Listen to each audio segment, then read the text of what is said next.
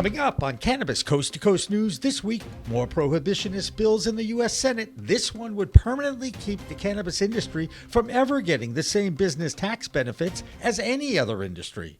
This legislation seeks to enshrine 280E into the tax code regardless of cannabis's, the schedule status of cannabis. The NCIA comes out firing. Go online and support their initiative. Plus, a YouGov poll says a majority of Americans think alcohol is more harmful than cannabis. But alcohol companies do get to take their regular business tax deductions now, don't they? A crazy week in California where the emergency order banning hemp-derived Delta 8 products gets extended for another 90 days. And in an attempted robbery attempt in L.A., a man rams his car into a dispensary before the store's security officer kills him with a gun. Plus, San Diego welcomes social consumption for the first time at the Farmers' Cup Awards celebration. And reaction from Ohio on the new House bill looking to change the new adult use laws, while Kansas gets into the legalization movement for adults and medical patients in their state. All that and our international reports and coast-to-coast cannabis coverage on Cannabis Coast to Coast News next.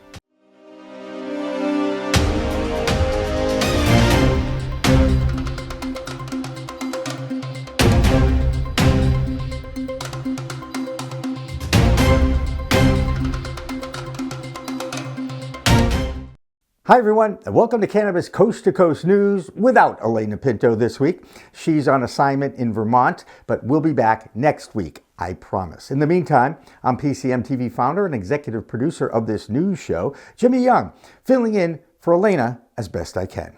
A reminder to download the PCM TV app at the Google Play or App Store. It's free and always has the most recent content we produce weekly. That's why you can see that QR code. You just scan it. It takes you right to the App Store, and it's a free download. And if you don't know, my vision has always been to galvanize an army of multimedia journalists and podcast hosts who are documenting the fight to end cannabis prohibition in our time. And every week we accomplish that with our Cannabis Coast to Coast news show. Now, if you would like to contribute, please contact me, Jimmy, at procannabismedia.com, and share your location where you live. We are even going to be doubling up with some contributors from the same state. So even if you have never done anything like talk on camera, I will train you and get you to be comfortable to write and speak towards a camera like it's your best friend. We call that broadcast journalism, and we call this our lead story, Heading Off the A Block, which always starts with an update on the fight to end federal prohibition of cannabis. That goal has become even more of a challenge as cannabis is being used once again to deter basic freedoms like voting. Our elected officials at our nation's capital continue to prove once again they have no idea how to govern this industry generated and how much money generated by this plant medicine. Now, even after ballot questions are passed by our populace, state legislators don't like that. So they're working to change the will of the people with their own versions of what's best for public safety. And of course the kids. Those kids, by the way, probably know more about the plant than any of the adults out there who are making the rules. They've always treated this plant like a drug.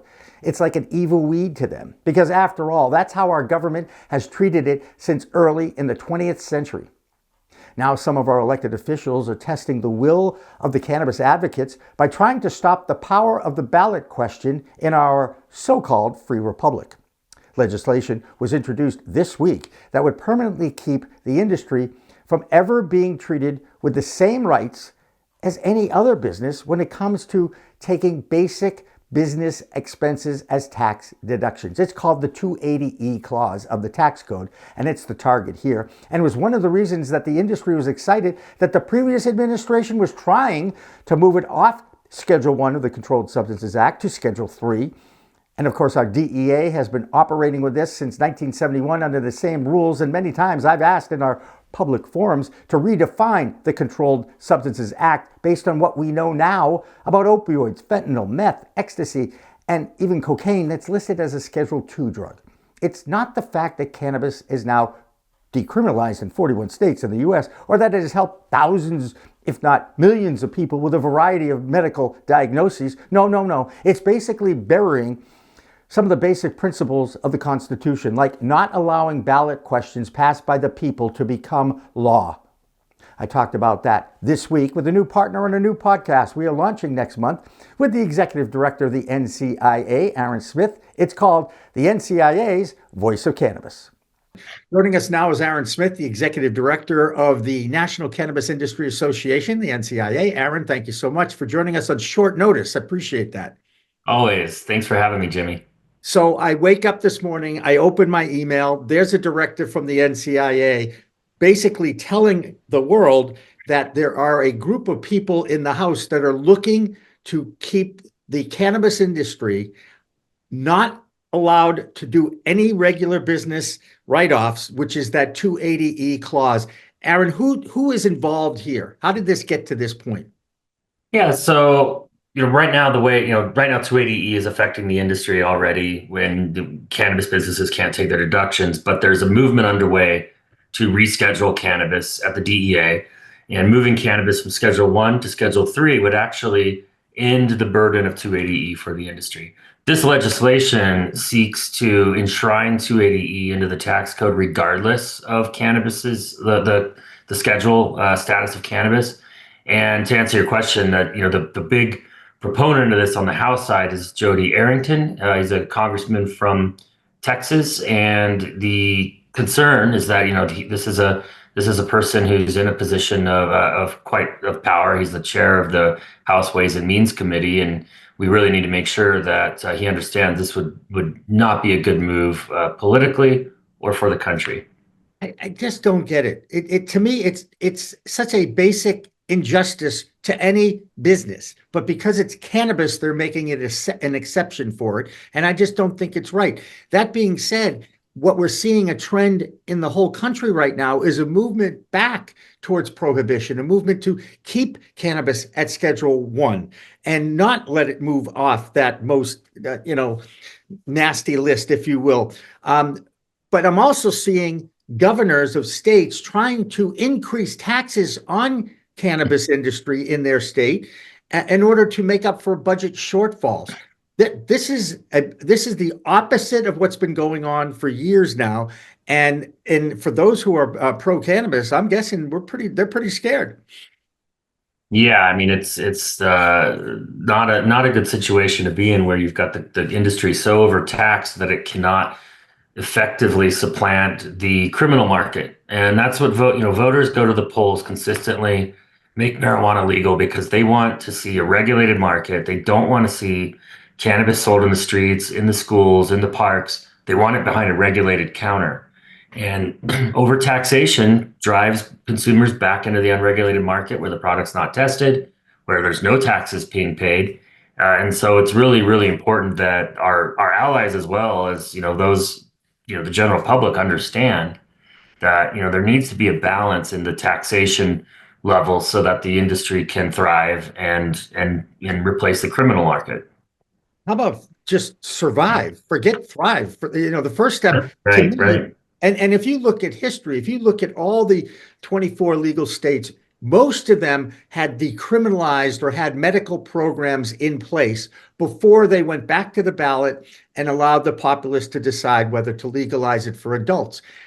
Why wouldn't the federal government try and at least to look at it that way? And this doesn't even consider the fact that the federal government allowed hemp to be legal and allowed this whole hot hemp industry to start and explode. So I don't think the people that are in charge really understand what's going on here in this industry. It's a picture of dysfunction, in Washington on many levels, and this is just one part of it. And we probably don't have the time to get into all of the issues, but you've got members of Congress who are in safe seats in places that are very deep red districts that maybe they aren't very cannabis friendly, and they don't have a cannabis industry in place, like in places like Texas. And they are trying to exert their will over the rest of the country, which actually by and large supports this industry. And now most Americans live in a state that has legal cannabis, so it is confounding for sure. Well, that is the world that we are in, and I look forward to chatting with you more about this with our future Voice of Cannabis podcast coming up in April. I don't know. I'm sure you're a little apprehensive about working with me. Most people are, but I think we're going to be a great pair, and I hope the industry enjoys it. I can't wait. With more from Washington, D.C., here's Andrew Behringer. I'm Andrew Behringer with the Washington, D.C. report for Cannabis Coast to Coast News. Republican senators target cannabis business tax breaks in Washington, D.C. Out of D.C., new legislation introduced aimed at preventing cannabis businesses from claiming federal tax deductions. The No Deductions for Marijuana Business Act seeks to maintain the tax status quo for cannabis businesses regardless of potential federal rescheduling efforts. Under current law, businesses trafficking Schedule I substances like cannabis cannot deduct ordinary business expenses from their federal taxes. Cannabis industry advocates argue that this bill would unfairly force cannabis businesses to pay taxes on gross revenue rather than net profits, creating challenging business conditions compared to other regulated industries. The legislation highlights the ongoing tension between the state level and federal level cannabis policy struggle. Well, I'm Andrew Behringer, reporting for Cannabis Coast to Coast News. On the states front, you've got battles by elected officials and their constituents in many states. The biggest is Texas, which has a vibrant and rampant hemp market with over 7,000 unlicensed stores, unregulated companies selling those products, yes, even to kids. They have a fledgling medical cannabis industry, but they can barely survive with the rest of the state being able to get access to that hot hemp product that does get you high. And in that state, the governor, lieutenant governor, and attorney general have all tried to extend their executive powers to ban these THC products outright. But so far, state courts have allowed the citizenry to actually have some power, and it shut down their executive power. That's a good sign. In the meantime, California, well, they extended their emergency ban on all hemp-derived products this past week, and we'll have more on California news in just a bit. But now we turn to Ohio, where 2 weeks ago, the state Senate there drafted a bill that pretty much returns prohibition to that state and undoes the gains citizens voted in that last fall that passed. This week, the House passed their own version of that bill that does tighten up the already existing rules of the now legal adult use industry. Christina Brisson is our Ohio correspondent, and in her words 2 weeks ago, she's still pretty pissed at how her state is dealing with this, and they're trying to usurp democracy. Here's Christina. I'm Christina Brisson with Over the Top Renovations and your weekly Ohio Cannabis Report with Cannabis Coast to Coast News. This week you're going to see how my stories can follow how the chain reaction of events can kind of happen and how they may affect each other. But we're first going to start with the fact that I've at least seen a large media outcry here locally in Ohio about the proposed changes to the law, which are against anything and everything the voters voted for last year. Now let's couple that with the fact that now Ohio is holding $10.8 million in tax revenue that is supposed to go to the local municipalities. But now they're saying there's some vague language in issue 2, and now they're thinking those municipalities will never see that money. Now let's put that again on top of the fact that Ohio was projected to be a key state when it comes to cannabis, a $2 billion industry by 2027 if the law doesn't change, which is now proven more by the fact and how the business is growing by the fact that Green Thumb is opening their 6th Rise dispensary here in Ohio that's about to open in Whitehall. So everybody get out there, voice what you can, when you can, let people know how you feel, and hopefully neither of these bills pass and we can actually get what we voted for. I am Christina Brisson. That is your weekly Ohio Cannabis Report with Cannabis Coast to Coast News. Now let's turn to California, still the largest cannabis market in the United States. This past week, Governor Gavin Newsom there extended the emergency ban on Delta 8 products that was enacted last year, as his legislature still tries to figure out how to regulate the existing license market and at the same time trying to reel in the hemp and Delta 8 products that exist in that state. Now, if the California government doesn't act, the feds are still out there lurking, and this week, the FDA sent a warning to a California company for its injectable CBD product. The company Pico 4, or IV, was cited for a number of violations of the Federal Food, Drug, and Cosmetic Act. The FDA gave Pico 4 15 working days to get their act together and share their plan. In Oakland, California, there was a huge bust of a warehouse where there were 25,000 plants. They were discovered and destroyed. The California Department of Cannabis Control teamed up with the California Highway Control. Remember CHIPS, the TV show? Anyway, they executed the bust together. And in the meantime, there's more problems in California, tax issues with growers and companies in Humboldt County. Warning letters have been delivered to those in arrears of their tax payments. The state could actually rescind their licenses if they can't pay their tax bill. The numbers in Humboldt County are staggering. From 2017 to 2021, growers owe more than $17 million in past taxes. Statewide, there is over $1.3 billion in unpaid taxes and related penalties. Now, one more story from California, and it's another upsetting one. This one in Los Angeles. A car crashed into an LA dispensary at 3 a.m. with the assumed purpose of robbing that dispensary. Now, the man had a ski mask on, and when the security officer on duty showed up, he shot and killed the driver. Another example of why safe banking really is a public safety issue. But now that ship might have sailed too. Okay, how about something that the people of San Diego have been waiting for a long time? The first open consumption social event. It's called the Farmers Cup, with arts, music, vendors, food, and they throw in a grow competition as well and turn it into a party. That's where our California correspondent Dina Nagib was this weekend. I'm Dina Nagib, Principal Consultant of Grass Goddess Consulting, reporting for Cannabis Coast to Coast News. Really excited today. I have a special guest, Kelly Hayes from the law offices of Kelly Hayes. How are you doing today, Kelly? I'm doing great. How are you doing, Dina? I'm doing great, and I just am really excited. We're at the Farmers Cup in San Diego. This is the first legal licensed cannabis consumption event with sales, and I'm thrilled to have Kelly with me because she's the attorney for the Farmers Cup and has done a lot of work really making this happen. Kelly, do you want to tell us a little bit about what's going on today? Yeah, absolutely. Thank you for being here. And so we're here at the Farmers Cup. We are in Vista, California at the Moonlight Amphitheater in Brangle Terrace Park, and we are hosting the first ever licensed commercial cannabis sale and consumption event here in San Diego County. It's been quite the adventure to get here, and it's taken us months, and we are finally here and celebrating this beautiful weather, and it's going to be a great time. Yeah, it's really exciting. We have people from the Department of Cannabis Control that are here making sure that everything is done officially.